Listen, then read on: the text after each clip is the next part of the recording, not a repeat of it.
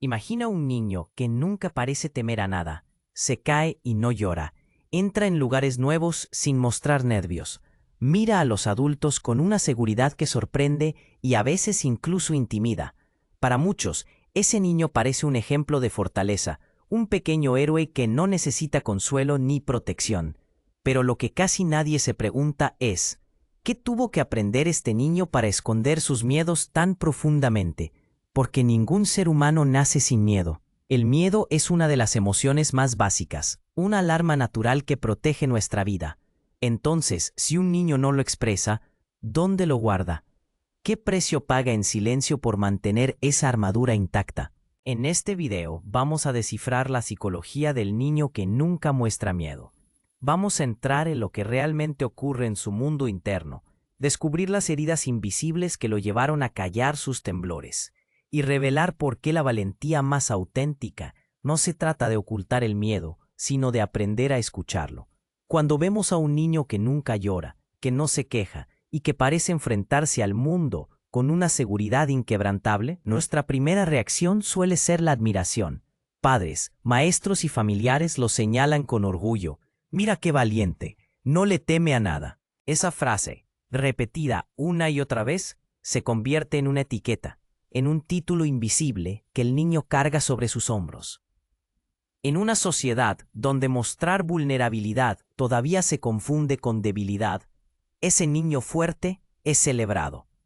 Mientras otros tiemblan, él se mantiene firme. Mientras algunos buscan un abrazo, él aparenta no necesitar nada. Y aunque desde afuera parezca un privilegio, en realidad es una prisión emocional que se va cerrando poco a poco. Porque lo que nadie dice en voz alta es que, detrás de esa supuesta fortaleza, puede estar ocurriendo un proceso silencioso de desconexión. El niño aprende que mostrar miedo no está permitido, que si se deja ver vulnerable será criticado, humillado o incluso ignorado. Y entonces, en lugar de vivir el miedo de forma natural, lo entierra, lo oculta en un rincón profundo de su interior. Lo más impactante es que cuanto más aplauden esa valentía, más solo se siente.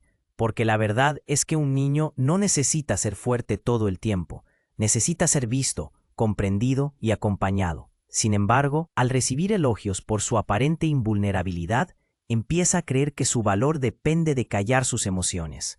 Y así, lo que comenzó como un gesto de supervivencia se transforma en un personaje que debe sostener a cualquier precio. Pero aquí surge la pregunta crucial: ¿de dónde nace esa obligación de ser fuerte en una etapa de la vida en la que la fragilidad debería ser protegida y cuidada? El miedo suele tener mala fama. Lo asociamos con debilidad, con inseguridad, con algo que debemos superar o eliminar.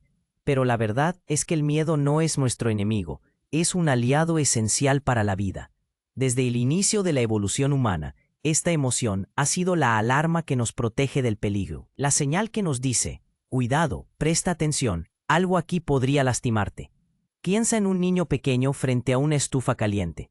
Si siente miedo al acercarse, se detiene. Ese temor lo mantiene a salvo. O imagina la primera vez que alguien cruza la calle solo. El miedo a equivocarse lo hace mirar a ambos lados. Sin ese instinto, las personas se exponen a riesgos innecesarios. El miedo, en su esencia, es una brújula que nos ayuda a sobrevivir. Pero no solo nos protege físicamente. El miedo también es un maestro en el crecimiento emocional. Nos enseña a reconocer límites, a pedir ayuda cuando no podemos solos, a fortalecer vínculos al buscar consuelo en otros. Un niño que puede decir tengo miedo recibe la oportunidad de ser abrazado, contenido y validado. Ese gesto no solo calma, también construye la sensación profunda de seguridad y pertenencia. Ahora bien, ¿qué ocurre cuando un niño reprime esa emoción?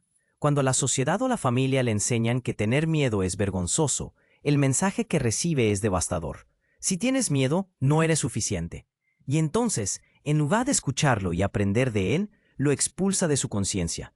Pero el miedo no desaparece, se queda escondido en el cuerpo, en forma de tensión, insomnio, irritabilidad o incluso conductas arriesgadas que buscan inconscientemente sentir el límite que nunca fue permitido reconocer. Negar el miedo no lo convierte en valentía, lo convierte en silencio. Y ese silencio, con los años, se transforma en un muro entre el niño y sus propias emociones más auténticas. Y aquí aparece un punto clave. Si el miedo es tan necesario, ¿qué experiencias llevan a un niño a borrarlo de su expresión hasta parecer invulnerable? Ningún niño nace sin miedo.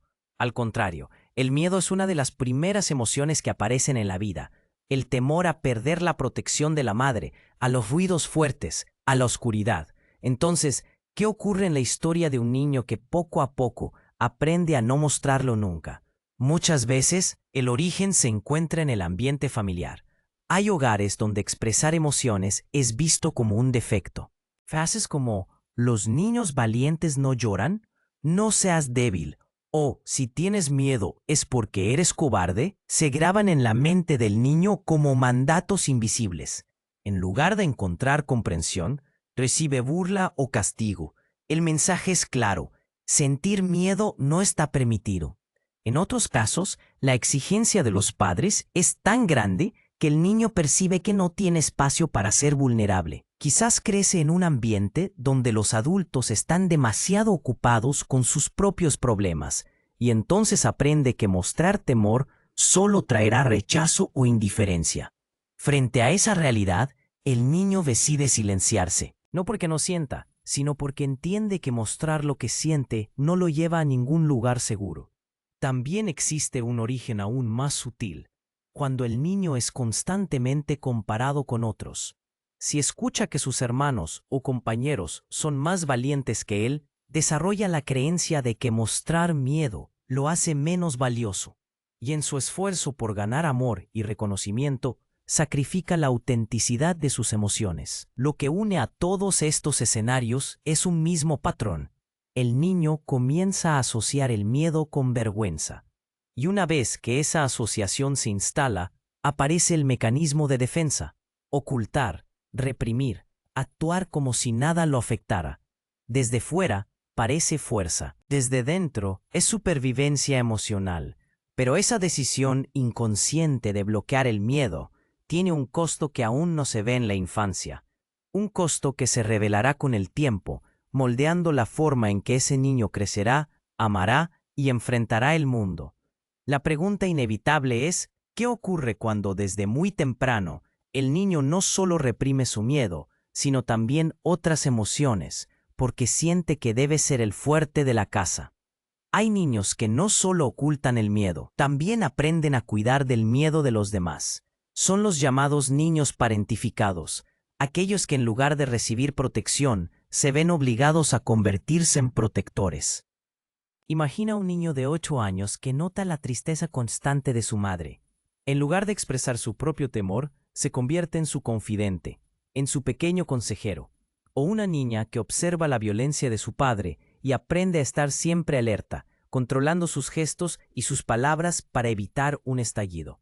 En estas dinámicas, el niño no puede permitirse ser vulnerable, porque percibe, aunque no lo entienda racionalmente, que no hay espacio para sus emociones. Cuando un niño ocupa un rol que no le corresponde, su mente construye una coraza, reprime el miedo, esconde la fragilidad y desarrolla un autocontrol que impresiona a los adultos.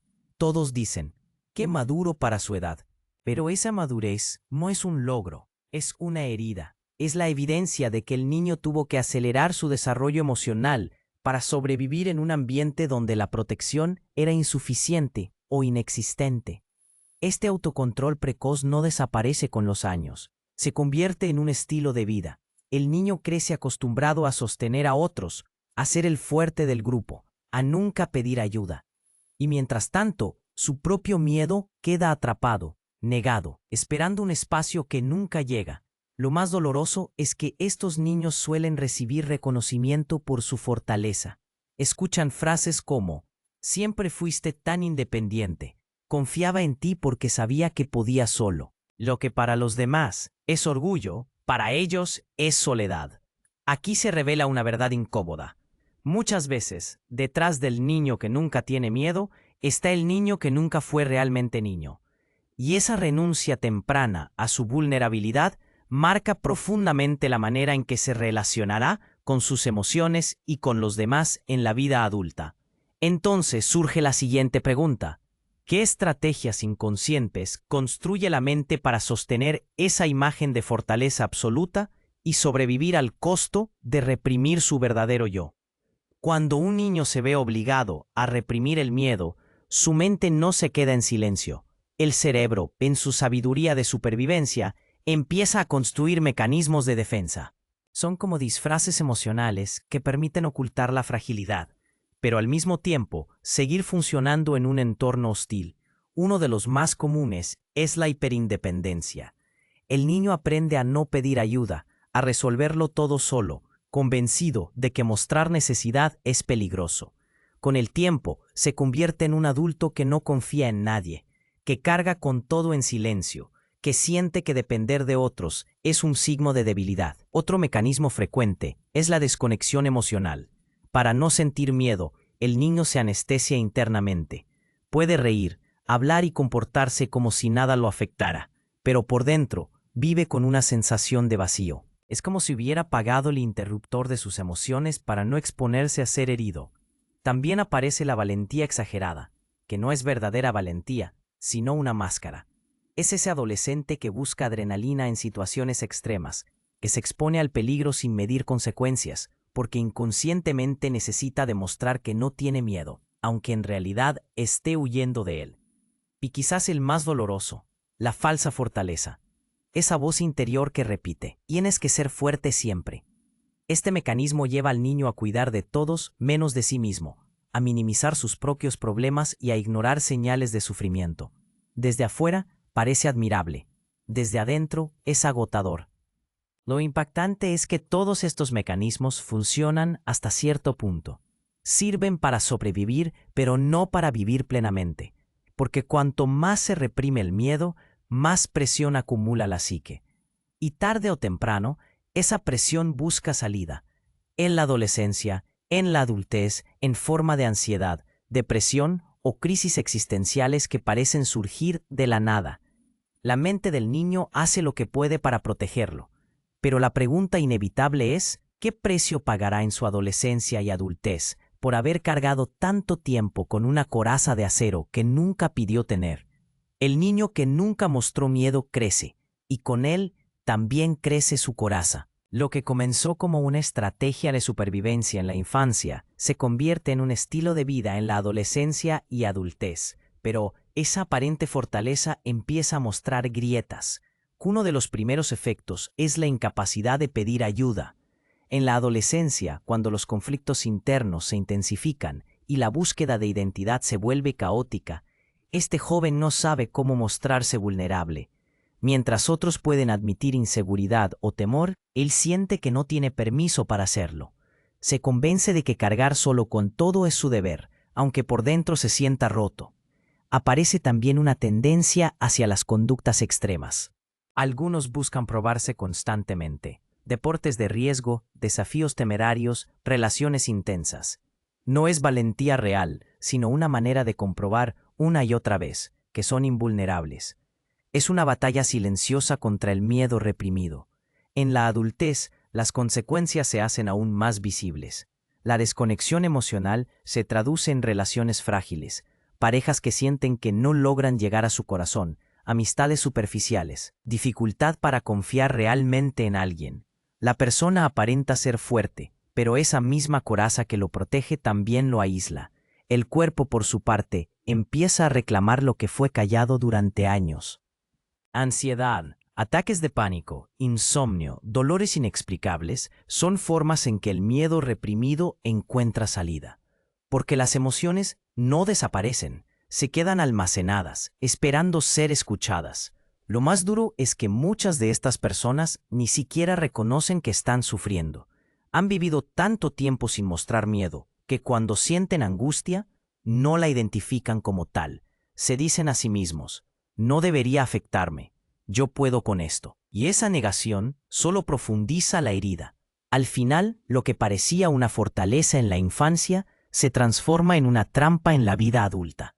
El niño que nunca tuvo miedo se convierte en el adulto que no sabe cómo pedir amor, cómo confiar, cómo entregarse sin sentirse en peligro. Entonces surge la siguiente revelación. Aunque la mente haya aprendido a silenciar el miedo, el cuerpo no miente, y tarde o temprano encontrará la forma de hacerlo escuchar. El miedo puede ser silenciado en la mente, puede ser enterrado en lo más profundo de la conciencia, pero el cuerpo nunca deja de hablar. Cuando un niño crece reprimiendo el miedo, la emoción no desaparece, se transforma en síntomas físicos que con el tiempo se vuelven imposibles de ignorar. Muchos de estos adultos experimentan ansiedad crónica. No logran explicar de dónde viene esa sensación constante de alerta, ese nudo en el estómago o ese corazón acelerado sin motivo aparente. Lo que ocurre es que el sistema nervioso, acostumbrado desde la infancia a reprimir el miedo, permanece en estado de vigilancia permanente, como si el peligro nunca hubiera terminado. Otros padecen insomnio. La noche, con su silencio, trae lo que durante el día puede mantenerse escondido. Las emociones no expresadas buscan salida, y la mente, incapaz de relajarse, mantiene el cuerpo despierto. No es solo dificultad para dormir, es un organismo que no sabe cómo soltar el control porque aprendió que hacerlo era demasiado peligroso. Aparecen también síntomas psicosomáticos, dolores musculares, problemas digestivos, migrañas. El cuerpo carga lo que la palabra calla. Cada tensión no liberada se convierte en contractura, cada emoción negada en malestar físico. Incluso la hiperactividad o el exceso de productividad pueden ser señales del miedo reprimido. La persona se mantiene ocupada todo el tiempo, incapaz de detenerse, porque detenerse significaría escuchar lo que lleva años silenciando. El cuerpo, en su lenguaje silencioso, grita lo que el niño interior no pudo decir. Tengo miedo, necesito que me escuches. Y hasta que esa voz no sea reconocida, los síntomas seguirán apareciendo, como recordatorios de que la fortaleza sin vulnerabilidad no es equilibrio, es sufrimiento encubierto. Aquí surge una posibilidad poderosa. Si el miedo se manifiesta a través del cuerpo, entonces también podemos empezar a liberarlo a través de él. Pero para lograrlo, es necesario dar el primer paso, crear un espacio seguro donde el miedo vuelva a ser permitido. Después de tantos años de represión, el mayor acto de valentía no es seguir aparentando fortaleza, sino atreverse a abrir un espacio para sentir miedo de nuevo. Y aunque suene contradictorio, ese permiso puede ser profundamente liberador. Para un niño, o para el niño interior que todos llevamos, lo más transformador no es escuchar no pasa nada, sino escuchar está bien que tengas miedo, yo estoy aquí contigo. Validar el miedo no lo hace más grande, lo vuelve manejable. Lo que hiere no es la emoción en sí, sino la soledad de sentirla en silencio. Cuando acompañamos a un niño a expresar su miedo, le enseñamos que esa emoción no es una vergüenza, sino una brújula. Le mostramos que puede temblar y, al mismo tiempo, estar protegido. Y cuando como adultos empezamos a reconocer nuestro propio miedo, damos un paso hacia la reparentación. Cuidar de nosotros mismos de la forma en que no fuimos cuidados en el pasado. Ese proceso no siempre es fácil. Al principio puede sentirse extraño llorar después de años de contención. Puede generar resistencia admitir, sí, me asusta, pero poco a poco, esa vulnerabilidad abre un espacio de humanidad, porque no se trata de volvernos frágiles, sino de recuperar la conexión con una parte esencial de lo que somos. Existen prácticas sencillas que ayudan: escribir sobre lo que nos da miedo, compartirlo con alguien de confianza, permitir que el cuerpo tiemble sin intentar frenarlo. Cada gesto de aceptación es un mensaje al inconsciente. Ya no necesito ocultar lo que siento para ser amado.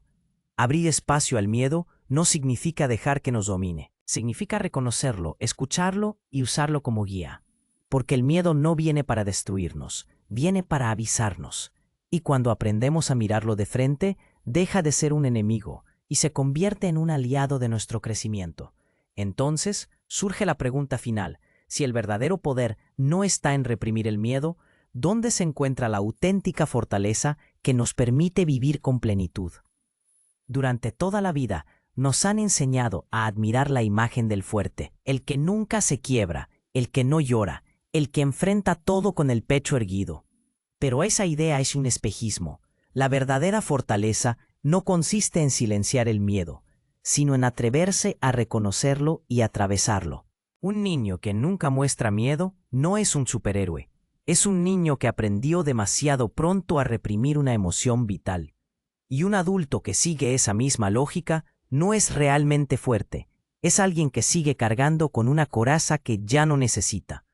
Porque ser fuerte no es resistir sin sentir, sino permitir que la vulnerabilidad conviva con el coraje. La auténtica valentía se muestra en momentos sencillos y profundamente humanos. Cuando nos atrevemos a decir, tengo miedo, y aún así damos un paso adelante. Cuando confiamos en alguien lo suficiente como para dejar que nos vea temblar. Cuando dejamos de huir de nuestra fragilidad y la integramos como parte de nuestra historia. Aceptar el miedo no nos hace débiles, nos hace completos, porque solo cuando abrazamos todas nuestras emociones, las luminosas y las incómodas, dejamos de vivir fragmentados. El miedo deja de ser un enemigo oculto y se convierte en un compañero que nos recuerda que estamos vivos, que necesitamos cuidado y que podemos crecer a través de él. La verdadera fortaleza no es la ausencia de miedo, es la capacidad de mirarlo de frente, sostenerlo con ternura y seguir caminando. Y aquí está la revelación que cambia todo. Cuanto más negamos el miedo, más nos domina en silencio. Pero cuando lo aceptamos, deja de controlarnos. Esa es la llave de una vida más libre, más auténtica y más plena. El niño que nunca mostró miedo no era invencible. Era un niño que aprendió demasiado pronto que expresar su vulnerabilidad no era seguro. Y ese silencio, que en su momento fue un mecanismo de supervivencia, terminó moldeando una vida adulta marcada por la desconexión, la soledad y la necesidad constante de aparentar fortaleza. Pero aquí está la verdad más poderosa. Nunca es tarde para recuperar esa parte de nosotros que fue callada. Nunca es tarde para aprender que el miedo no es un enemigo, sino un aliado que nos guía y nos recuerda que necesitamos apoyo, cuidado y conexión. La transformación comienza cuando dejamos de fingir que no sentimos y nos permitimos ser humanos otra vez. Aceptar el miedo no nos quita fuerza, nos da libertad, porque solo cuando nos atrevemos a decir, sí, tengo miedo, descubrimos que no estamos solos y que la verdadera valentía es caminar con ese miedo tomado de la mano. Si este tema resonó contigo, recuerda, tus emociones no te hacen débil, te hacen auténtico, y la autenticidad es el camino más profundo hacia la sanación. Suscríbete al canal, dale like a este video y compártelo con alguien que necesite escuchar estas palabras. Y cuéntame en los comentarios, ¿cuál fue ese momento en tu vida en el que tuviste que aparentar fortaleza cuando en realidad estabas lleno de miedo?